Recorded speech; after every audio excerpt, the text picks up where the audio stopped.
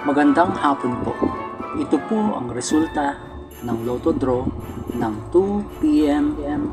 Martes, December 19, 2023. Sa 2D Lotto, 11, 20 in exact order.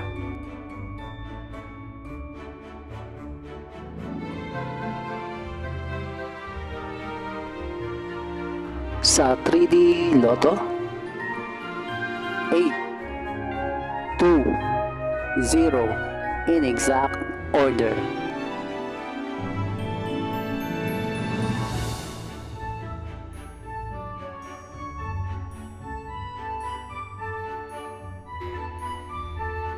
Ito po ang mga paalala sa mga Lotto winners at paraan kung paano makuha ang napanalunan. Ito po ang mga paalala sa mga Lotto winners at paraan kung paano makuha ang napanalunan. See you again later at 5 p.m. Lotto results para sa 2D Lotto at 3D Lotto. Kung nagustuhan mo ang video ito, please like, share at i-subscribe mo na yan para lagi ka-updated sa mga bagong Lotto results ngayon.